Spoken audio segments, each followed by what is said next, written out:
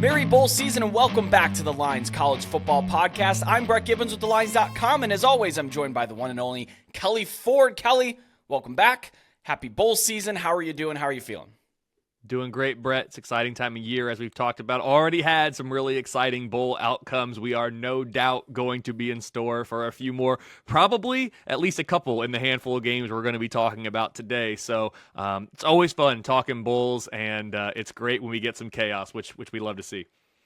Yeah, boy, chaos is certainly a word for it. If you're holding an Old Dominion ticket that was anything shorter than +3, I'm so sorry to see that unfold, win the turnover battle handily and blow a 28-0 lead.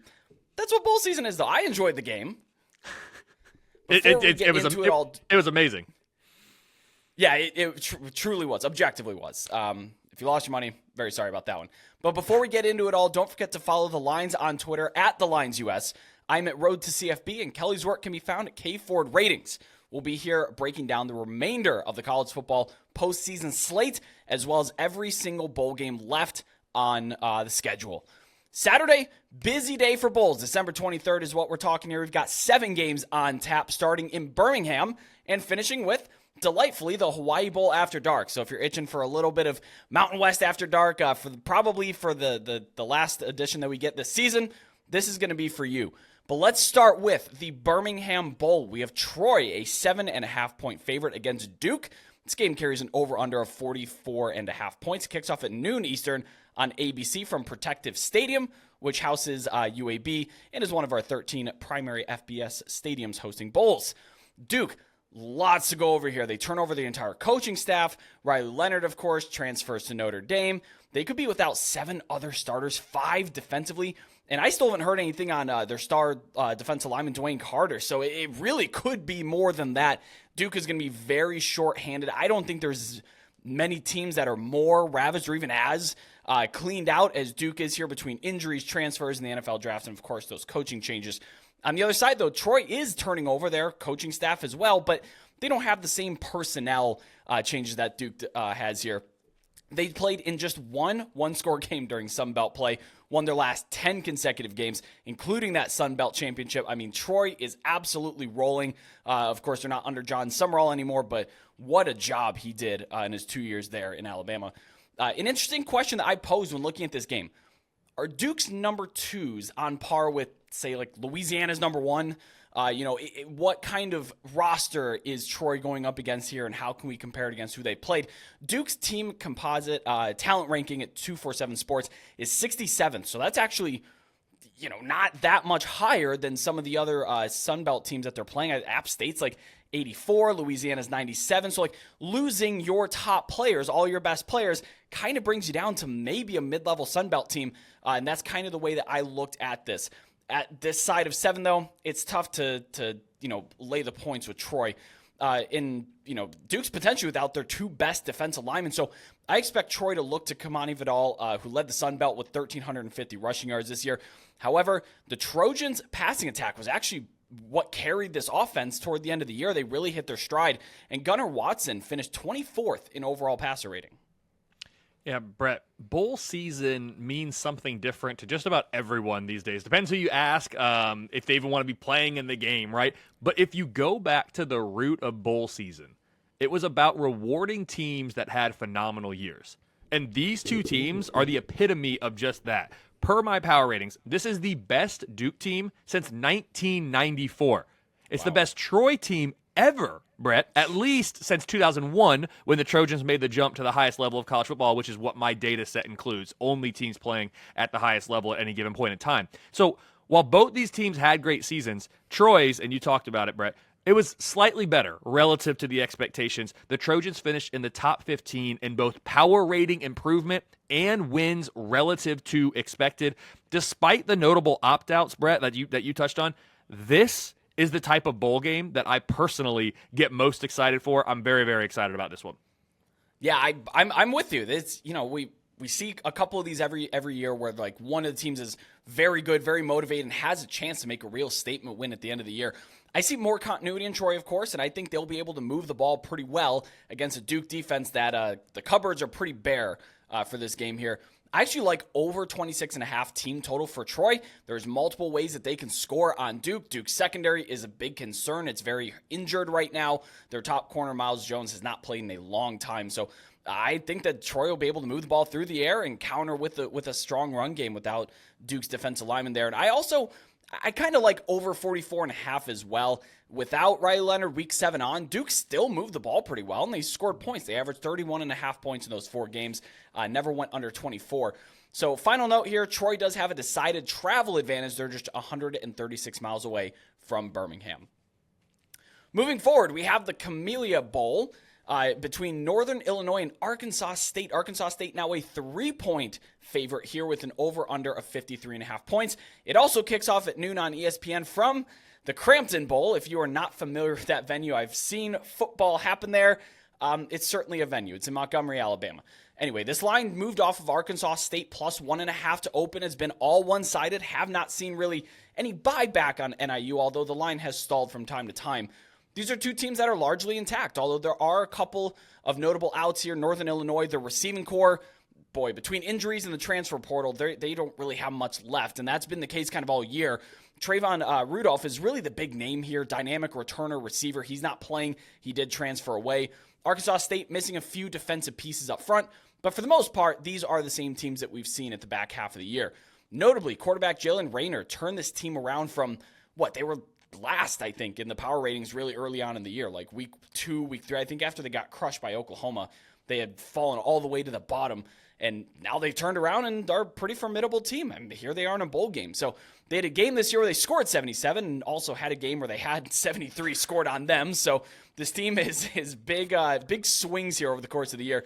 But I think if you're betting on this game, buckle up. I think this has the potential to be a very frustrating game. Northern Illinois, 61st in red zone scoring rate. Arkansas State, 112th. That's been kind of the bane of these two teams' existences all year. And then on top of that, Arkansas State is also a bottom 15 team in penalty yards, or top, depending on how you look at it. They're very heavily penalized. So you're talking about inability to score in the red zone, lots of penalties. They don't turn the ball over that much, but anything can happen in a bowl game, of course. My worry for the Huskies is the lack of depth in the receiving room. Rocky Lombardi can't really do it all on his own, but the biggest strength for NIU is their two-headed backfield, and Arkansas State, they don't defend the run very well.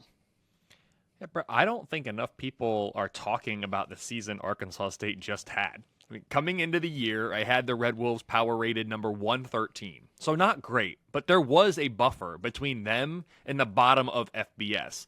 Then 0 to 73 happened in Norman.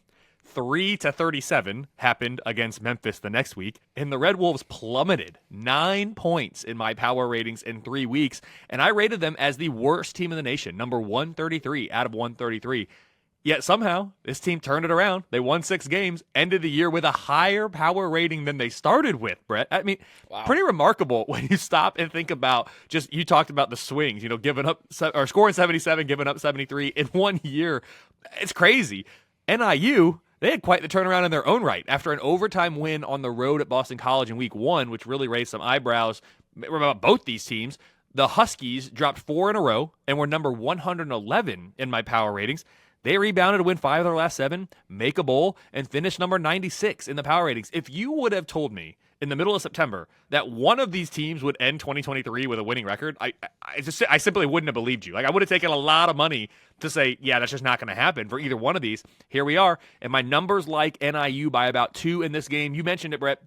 There's always going to be player availability, coaching changes, motivation levels, all these factors about bowl games. But you mentioned it. These two teams, by and large, looking like in this game probably what they're going to be, what they looked like the last half of the season. So I do think there's some validity here with the numbers. My numbers like NIU by about 2, which makes it official. My numbers assigned Arkansas State a 50% win expectancy or less in every single one of its games against FBS opponents in 2023.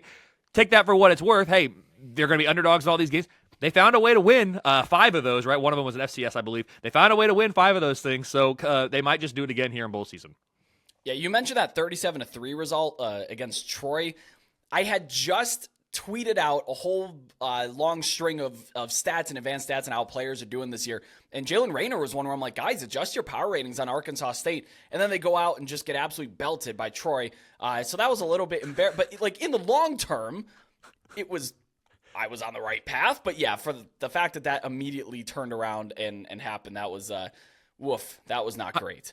I'm just telling you, listeners, I know this is a betting show. Go take a look at Arkansas State's schedule and just look at the results they had this year, because it was wild. And because it's Arkansas State and they play in the Sun Belt, nothing against the Sun Belt. It's probably the best G5 conference moving forward, in my opinion.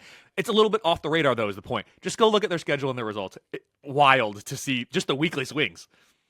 Yeah, and I'm going to bet on those swings. I'm actually going to take NIU over 25.5 points. Now, the reason I'm not taking the spread here or them to win outright is because their defense, while they've been pretty good this season, they've had a couple just head scratchers, allowing 37 to Central Michigan, 27 to Kent State in the finale when they had like quarterback 4.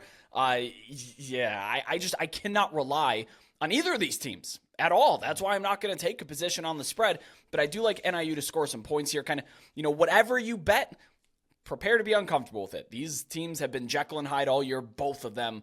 So, yeah, it's a crapshoot. I have no idea on the spread here, but I do like NIU to be able to score on Arkansas State. We move forward to the Armed Forces Bowl between James Madison and Air Force. JMU, a 2.5-point favorite here with an over-under 41, and it kicks off at 3:30 p.m. Eastern on ABC from Amon G. Carter Stadium, one of my favorites in the country, in Fort Worth, home to TCU. We are not expecting temperatures near zero like they were last year, which actually, believe it or not, of all the bowl games that we have, I know most of them are Southern, but you have the Idaho Potato Bowl, you have the Fenway Bowl, you have some above the Mason-Dixon line. This 2022 Armed Forces Bowl was the coldest college football bowl game ever. And it happened in the state of Texas, which it's interesting. Anyway, JMU turned over the entire coaching staff. Like, everyone's gutted. They're all gone. They have a ton of pieces in the portal. Now, supposedly, they're all going to play.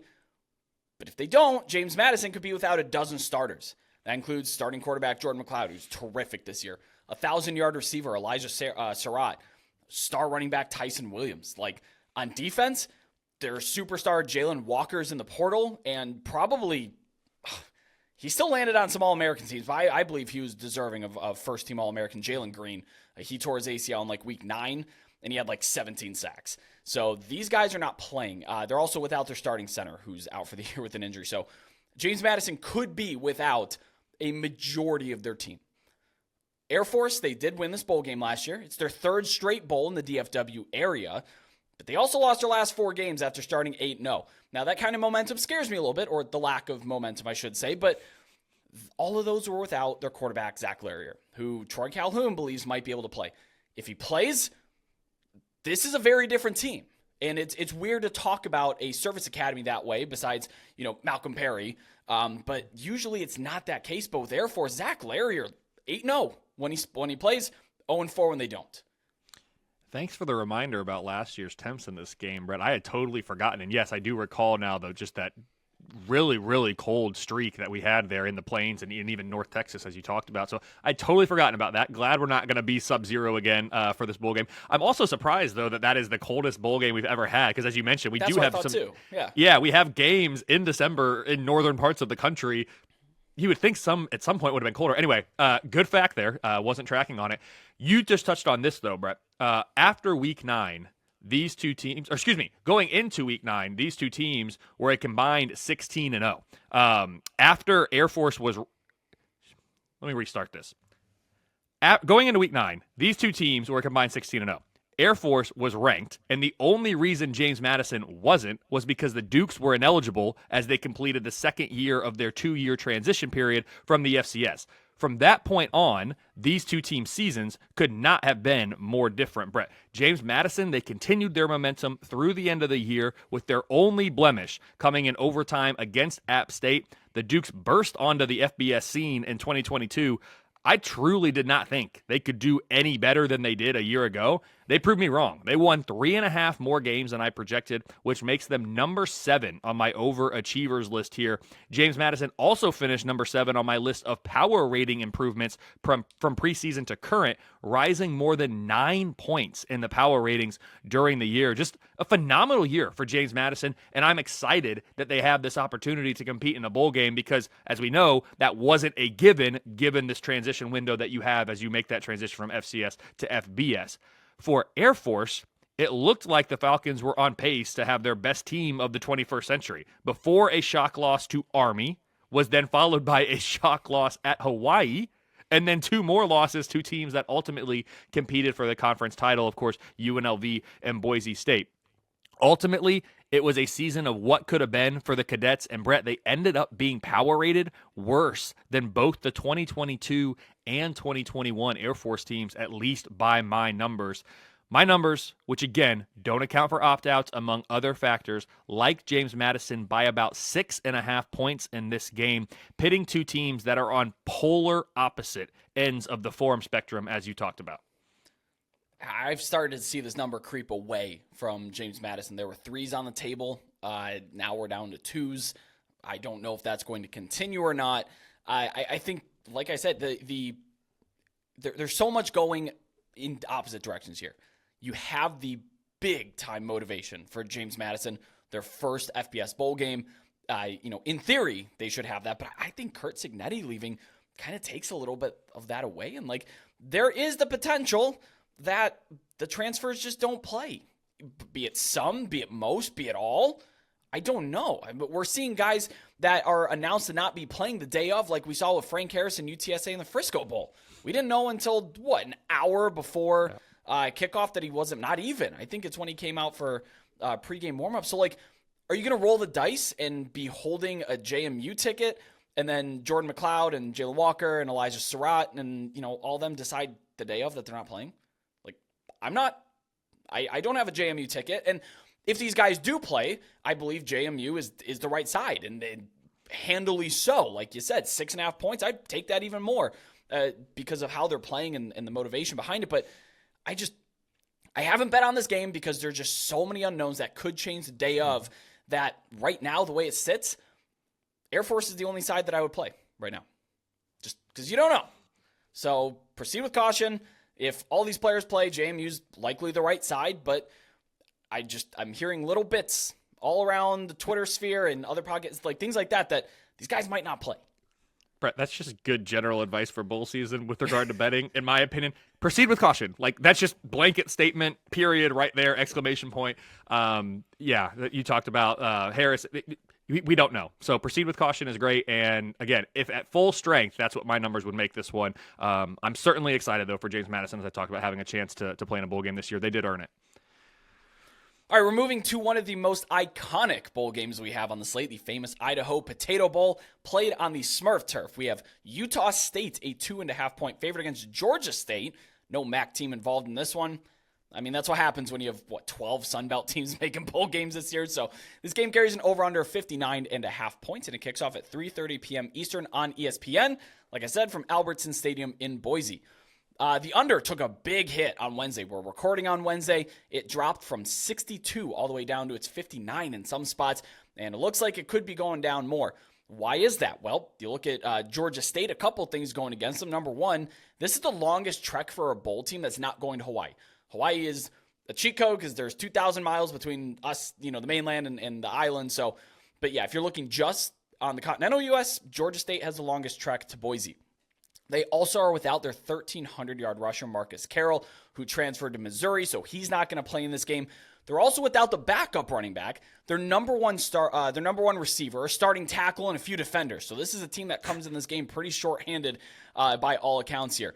They also carry the longest losing streak among bowl teams. They lost their last 5 games of the season after starting 6-1. So all the transfers is pretty troubling. You couple that with the losing streak, and to be honest, does Georgia State want anything to do with this game? Maybe. Maybe these backup kids come in. You see it all the time.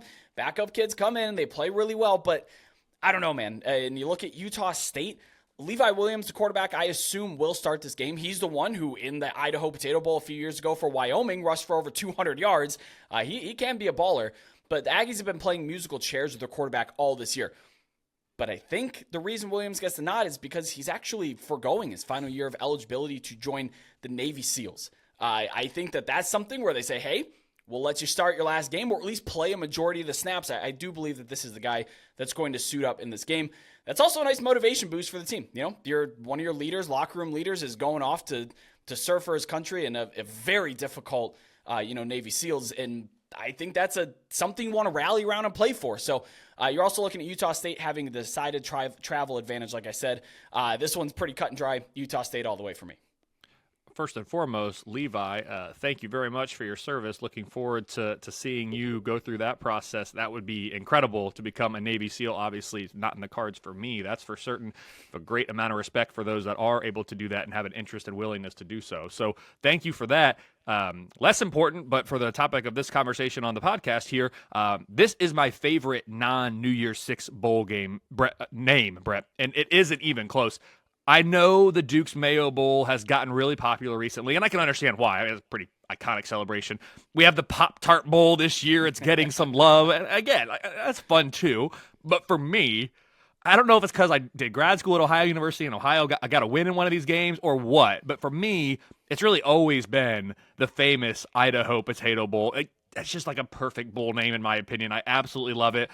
And it's another Mountain West versus Sun Belt bowl game here. I mean, this might create a little conference-wide rivalry as these two seek to potentially supplant the American as the best Group of Five conference moving forward. These two teams took very different paths to bowl eligibility. You kind of touched on it there, Brett. Georgia State, they reached 6 wins in mid-October, and they didn't win the rest of the season, while Utah State, they needed overtime at New Mexico during rivalry week just to reach that 6-win mark. So despite the different paths taken to get to this point, both of these teams finished within a win of their projected preseason realistic expectations and within a couple points of their preseason power rating. So the model fairly dialed in on both these teams, even if the route to get to the end point was different than maybe we expected.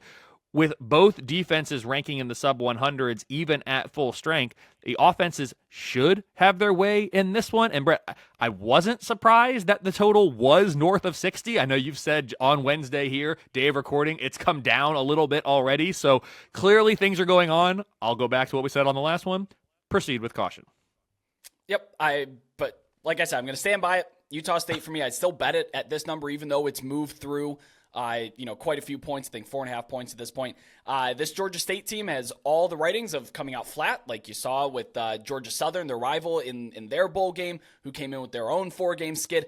I'm going to be honest, I actually played a little bit of an alt line, minus 9.5 in favor of Utah State. I'd get that plus 215. I just put like quarter unit down on that, a little bit of pizza money, just to see where it goes, because I do think that this has the potential for Utah State to come out and just absolutely clobber a team that's been sliding and comes into this with zero momentum. All right, I had to look this one up. I don't know how I feel about the name change. We go through it every year, but we are talking about the 68 Ventures Bowl, formerly the Lending Tree Bowl. We have South Alabama, a 16.5-point favorite against Eastern Michigan. This game carries just an over-under of 46.5 points. You don't often see a spread this high paired with a total this low. It kind of tells you what odds makers expect out of this one. This kicks off at 7 p.m. Eastern on ESPN from Hancock-Whitney Stadium, which is a home game for South Alabama. That's where they play their home football games. Eastern Michigan, their starting quarterback, Austin Smith, hit the transfer portal along with a starting guard and one of their top pass rushers. The backup quarterback, I looked at him a little bit. He has a pretty nice arm, but all of his film is from a different level. It's not FBS. So when you look at his numbers from the FBS, they're not great. He hasn't been able to complete passes at like a 50% clip so far. So we'll see. But as we've seen all bowl season, who knows? This kid will come out and light it up, and we'll all look silly for doubting, and Eastern Michigan will cruise to a 20-point win or whatever happens during bowl season like this. But Kelly, I'm going to be honest. Even at this number, I wouldn't bet Eastern Michigan if it was somebody else's money. This team is just not very good. I think we'll get into it with your numbers here soon. But their best win on their slate, Buffalo, who ranks 114th in my aggregated power ratings. That is the highest ranked win that they have. Southern Alabama, decided edge and strength of schedule, strength of record. And as far as 6-win Group of 5 teams goes, I don't think there's a team better than South Alabama. They're the highest rated in the power ratings by far. Like, it's not even close. And they're only behind 7 teams nationally in the Power 5 that have 6 or fewer wins. South Alabama, their defense is very strong. until they're not. They shut out Marshall. They held Arkansas State's 14 points. They mostly held Troy in check.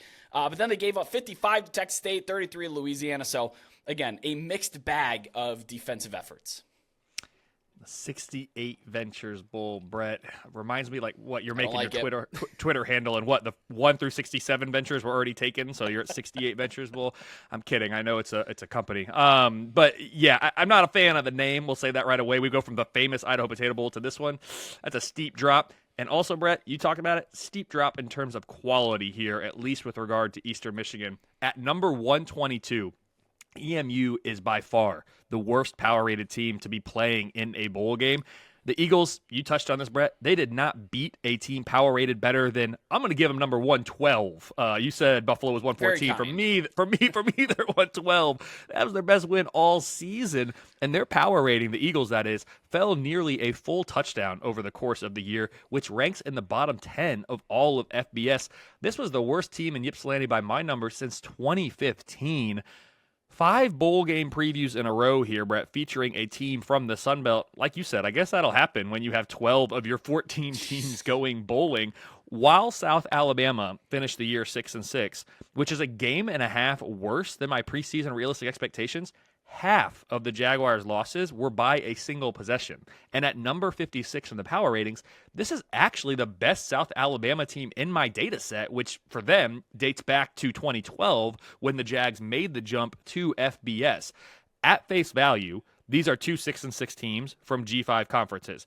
But digging just a little bit deeper, Brett, and you went much deeper, this should be one of the most lopsided games of bowl season, at least on paper. Again, take my numbers and any power rating with a grain of salt during this time, but I understand here why the line is what it is. South Alabama, I really don't care who's playing or who's not playing, more importantly. They should win this game. Will they cover? That's for everyone to figure out. I would be shocked if they lost this game outright. So when you're in bowl pick'em competitions with like confidence points, this one was just a straight up winner. This one, very, very high on the list for me for South Alabama. Yeah, this is my top one. I put 43 confidence points on it just because it is what it is. When you look at, you talked about half of their losses being one score. This is going to be interesting to project in next season when you look at one score wins and losses. These are their wins against FBS teams. 33-7 over Oklahoma State, 55-7 over ULM, 55-3 over Southern Miss. You have a 21-14 with Arkansas State, but then they shut out Marshall 28-0. When this team wins, they destroy you. That's what they've done all year. When they lose, it's usually pretty close. Sans their opener with Tulane, and then just that Louisiana game was real weird. But yeah, this is a team that if they're going to win, they are going to absolutely crush, and that's why I think the number is where it's at. We did talk about 68 Ventures. I do have to bring up, it is kind of a local-ish. Daphne, Alabama is where it's based out of, and it is a real estate company, according to Google. You know what? Local small business, great. Get your name out there for a bowl. We're sitting here talking about it, right? So it's clearly working. I just had to poke some fun at it when you're coming after the famous Idaho Potato Bowl there. But Brett, back to the one possession games, one score games. There's a reason that I'm leaving that graphic up on the website on the What If tab, even above the What If rankings, because I know people like to have fun with the What If, and so do I. It's not real, but it's just a talking point. There is some things you can glean from it, but most importantly, your net one possession wins. What's your score in one possession games? Are you plus? Are you minus? Did you win more of those? Did you lose more of those? A team like Washington, they finished the regular season +6. They won 6 more one possession and overtime games than they lost. Throw in the Pac-12 championship game. Now I believe they're at +7. Then you got a team like, actually there's a bunch that are tied at the bottom. Arkansas, East Carolina, Nebraska, TCU, all those teams score a -4, meaning they lost 4 more games than they won, classified by that one possession. That is informative. South Alabama here, they're -2 in this category. I said they lost 3 games. That means they would have won 1 by a one possession. So they're -2 overall.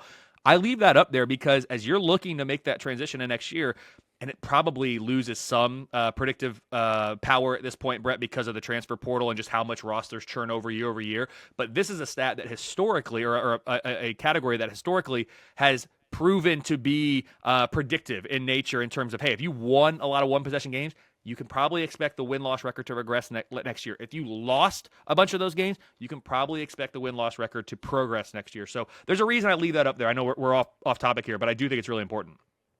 But no, let's stay off topic because this does matter. Like we will talk about this all off season long. You think about the old math trick. You flip a coin 1,000 times, and the more you flip, the closer to 50% it goes. That's how chance works. And when you're dealing with one-score games, chances are the post-game win expectancy is somewhere around 50%. And you flip enough coins, it should regress to the mean. Now, there's two ways to look at that. Number one, were you lucky? I'm going to alienate some people here, but last year's TCU team, incredibly lucky, fortunate, out of their minds, turnovers, all that stuff. Or are you really, really well coached? Now we have the hindsight to say it was a lot of luck for TCU because, they were not very well coached this year. But when you're talking about a team like Washington, I think they are very well coached. That's not a team that is up to luck. I know they've had a degree of luck this year, but that's a lot of coaching prowess and stuff like that. So it is important to identify those. And of course, when talking about teams that are a bit unlucky, I think South Alabama falls into the category of well coached. They are better than their 6-6 record may entail. All right, we are moving out west to the Las Vegas Bowl. We have Utah, a 6.5-point favorite against Northwestern. How about the Wildcats in a bowl game this year? This game carries an over-under of just 41.5 points. Of course, these are two defensive-oriented teams. It kicks off at 6:30 p.m. Eastern on ABC from Allegiant Stadium, so we don't have to deal with any outside weather. Not that Las Vegas brings a lot of that, but hey, it is indoors, climate controlled. Kelly, I'm really interested to hear your numbers in this one because even though Utah has a ton of personnel stuff going on, it's kind of been all season long. For the most part, these teams are what they were the last few weeks of the season. So to start, quarterback Bryson Barnes is in the transfer portal, but he will play this game. That's a good thing because Utah's without Cam Rising, of course. Backup Brandon Rose never came back this year, and Nate Johnson transferred to Vanderbilt. They're all not playing in this game. Other major pieces that have not been in the Utah lineup, Brant Kuithe, of course, their top target. Their number one receiver, Micah Pittman, who suffered a season-ending injury earlier in the year. Jonah Ellis suffered a star defensive end. I think he's going to the NFL, be a pretty high draft pick there. He got hurt for the year in Week 10. Two other defensive starters. I mean, Kelly, this team is a disaster. They are the most hurt team significantly in the entire country. And we briefly talked about Northwestern and David Braun, who deservedly won Big Ten Coach of the Year and got the full-time gig. We talked about them a little bit at the end of the year, but I don't think we're truly appreciating what Northwestern did to even get to a bowl. 3 straight wins to close out the year and secure their 6 wins, 2 of which came on the road against Wisconsin and Illinois. Those are not easy games in the Big Ten West, and Northwestern was able to collect themselves and run the table to secure a bowl game. I think that's amazing.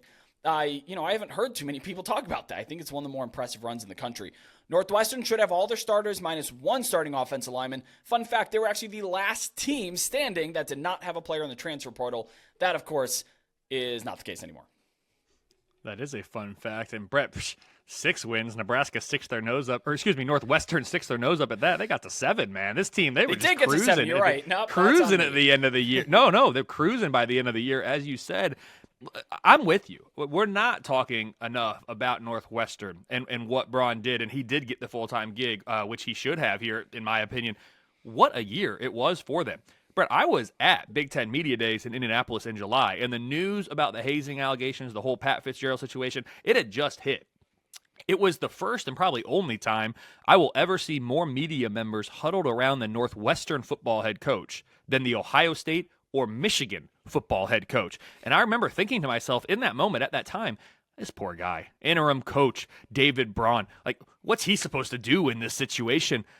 But I also remember Brett saying on this podcast, as well as others, that this season can go one of 2 ways for Northwestern. They can either crumble under this pressure and chaos and just be a waste for everybody this year and kind of be the doormat of the Big Ten, or they can rally around each other, play for something bigger than themselves, and surprise a lot of people. So I'm going to give myself credit for saying that.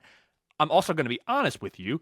I did not expect the latter of those 2 options to be the one that materialized. And even if I did, Brett, I certainly didn't expect this team to go bowling. Just a 14% chance assigned in the preseason for this team to reach 6+ wins. But at 7-5, as we mentioned, the Wildcats won 3 more games than I projected, ranking them number 11 on my overachievers list. just a phenomenal year, and I am glad Braun won Big Ten Coach of the Year. He certainly deserved it. I get it. Hey, Harbaugh hasn't lost a regular season game in how long? He's won the Big Ten 3 years in a row. Now, he was out for 6 of the games that they played this year, but I could understand you could make a case for other people. David Braun, for what he did, absolutely deserved it, and deserved to get the full-time gig as he did. While we can all agree that Northwestern had a great year, few will probably say the same about Utah. But I'm in that camp, Brett. And if you apply the proper context to the Ute season, as you've kind of outlined there, just decimated by injuries at quarterback and elsewhere, I think we can get there. I get it. This program, it was in the Rose Bowl the past 2 seasons. The expectation level in Salt Lake City has been raised. I know. And that's good for Utah and their fans. But star quarterback Cam Rising didn't play a snap this year, and along with all the other injuries you talked about. And this team still finished with 8 wins. Brett, I projected 8.4 wins with Cam Rising in the lineup from day one at full strength across the board, which they clearly were not even close to that level for a large portion of the season, the whole season, because Cam Rising wasn't there. With Kyle Whittingham at the helm, who I believe is a very underrated head coach, we've talked about that on this show before, and Cam Rising behind center, because yes, he is coming back to play yet another year of college football, I firmly believe this program can successfully make the transition to the Big 12 next year and perhaps be the favorite to win the conference in year one. Like, I don't think that's out of the question. Certainly have to see what happens with rosters in the transfer portal going into next season, but I think it's in the cards potentially for Utah to be a favorite there in that conference at full strength, which is really important to note here. But you're right, Brett. These teams are kind of what they've been the second half of the year. My model projects Utah minus 11.5 in this game. So the model suggests, again, blind to all the other factors that are at play here during bowl season, as we talked about at length before. My model suggests there's some serious value on Utah laying the 6.5 that you mentioned here. We will see. I am very excited. I'm excited about this game. I talked earlier about some of the Duke-Troy game and some of these other ones with teams that have really had great years.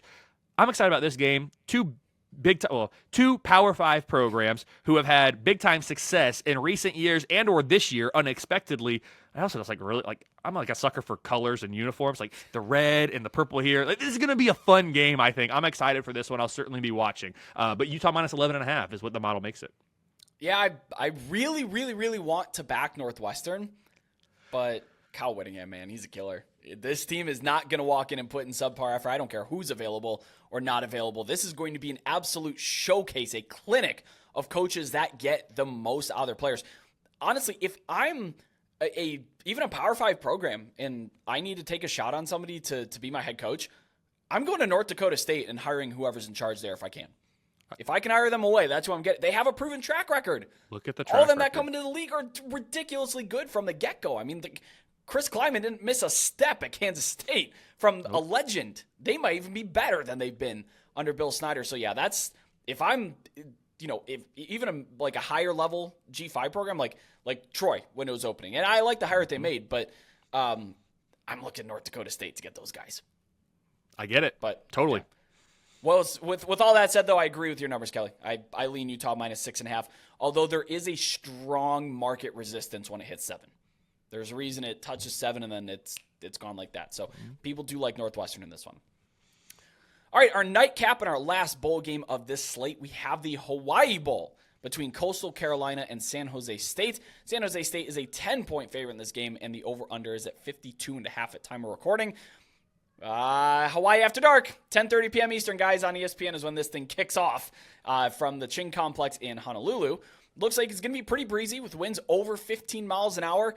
And Coastal, of course, we talked about earlier, they obviously have the longest trek of any bowl team to get there. You're going from, 8 miles away from, I think, the East Coast that Conway is, all the way to, the islands. So they'll leave early. They'll have a good time there. They'll be there plenty early, but just keep that in mind. They're going a long ways. And they're going to be without some people, too, because star quarterback Grayson McCall, who was hurt, he was never going to play in this game, but he did transfer to NC State. So we're going to be looking at Ethan Valco, who's going to get the start here. They're also down their second leading rusher, their number 2 wide receiver, their backup quarterback Jarrett Guess is in the portal. In total, 19 kids are in the portal from Coastal Carolina. They're mostly rotational guys, but dude, that's tied for most in the country with A&M. That is a red flag for me. I don't love seeing that, even if it's just the rotational guys. That to me is like how much is this team going to Hawaii for a vacation versus are you going to play a football game? We see that all the time. Coastal also dropped their last 2 games at Army, which is a tough place to play, but then they got absolutely dusted by James Madison, 56-14 in the finale at home. That was with the Sun Belt Championship game on the line, and they just got crushed. But they did have a nice 5-game run in the middle of the season, and honestly, the defense played really well during that course there. San Jose State, though, completely different team after their bye week. They started 1-4. They finished 7-5 with wins over Fresno, UNLV. They won their last 7 games after a very narrow loss at Boise, which, pretty good game for them. They're without 2 absolute studs, though. I'm not talking about just a couple of starters. These are maybe their 2 best players on their whole team. They're starting left tackle and tight end. Those are pretty big losses, if you ask me. The game is a big deal to San Jose State quarterback Chevan Cordeiro, who started his career at Hawaii and will now end his career at Hawaii in his last game. He's also from Honolulu, so if we're looking at who could be more motivated to play the football game, that's the Spartans for me, hands down. Absolutely agree with that, especially with the Hawaii angle there for Chevan Cordeiro. After week 6, Brett, these 2 teams were combined 3-8. Since then, they are combined 11-2. San Jose State hasn't lost since week 6. Not bad at all. They've rattled off 6 consecutive wins to finish in the top 35 of my overachievers list while improving their season-long power rating by more than a touchdown since early in the year. Coastal Carolina, they were my preseason favorite in the Sun Belt East. I didn't know Grayson McCall was going to get hurt and miss a bunch of games, but as you mentioned, they entered the final week of the regular season with a chance to win the division before falling, I'll say just short. The way that game played out, it probably wasn't just short, but they fell a game short. Without Grayson McCall down the stretch, though, I actually think the Chants had a pretty darn good year, everything considered, kind of like the Utah thing, consider everything that happened here. It will be interesting to see how this team looks in 2024, Brett, post Chadwell and McCall. It's been a wild ride for Coastal Carolina, really since they entered FBS, but certainly since the 2020, breakout year during the COVID-disrupted season. They don't have Jeremy Chadwell anymore. Of course, he's been gone for a year. Now Grayson McCall moves on. Just want to see how does this Coastal Carolina program continue to build on the momentum that they have built. I'm a little concerned, if I'm being honest, about their future and their standing in the Sun Belt. I'm not concerned about their future being a member of the Sun Belt. Can they continue to be a power in the Sun Belt? I'm not sure. As I look around that conference, there's a lot of really good and rising programs. Let's see if Coastal can hang on and be a part of that conversation long term. Yeah, I started the year with a very firm, I fade Tim Beck. I don't like his offense. I don't like what he does. Fade him, fade him, fade him. And it worked out really well for the beginning of the year. I'm not in the locker room. I'm not in the meeting rooms. I don't know for certain. I couldn't find any reports on it at least, but I'm 100% convinced that Tim Beck was in charge of the offensive play calling duty to start the year, and he handed it off. Because all of a sudden this team went from vanilla, completely opposite from what they've done, no creativity whatsoever, to a lot of pre-snap motion, a lot more of the Jamie Chadwell type things. I don't know if the offensive coordinator popped in and said, hey, we need to throw on some tape from last year, back, and we need to see what they were doing last year because what we're doing now is not working. But all of a sudden, there was just a click on the offense where they started to move the ball. There's a lot more option, a lot more RPO, a lot more creativity, and now, they go on and win 9 games. So I'm going to be honest. I think the right side here is Coastal plus 10 and a half if you can find it, which is better. I mean, Vasco, plenty of experience in this offense. I think Coastal's defense is playing better than maybe we're giving them credit for. The number of portal guys is alarming, but again, most of them are not starters, so these aren't key pivotal players. So this might be a game, though, that I'm a little bit more comfortable live betting. I want to see how Coastal comes out of the gate and move on from there, because if they come out flat, which a lot of signs to me are pointing that this is a team that's there for a vacation instead of a game, then I can bet against them. But if I have to do something pre-live, I think it's Coastal plus 10.5 here. Anyway, that is our show, our rundown of the December 23rd Bowls. Hop on over to our Discord server if you're not already a member there, where you can connect with over 4,000 sports betting fans and get live updates in our college football channel. There, you can join a sharp and very active community. And don't forget to subscribe to the Lines YouTube for college football odds and betting videos for the remainder of bowl season and the college football playoff that is swiftly creeping up on us here. Subscribe to us on your podcasting app of choice too, be it Spotify, Apple Podcasts, Google Podcasts, whatever you're using these days.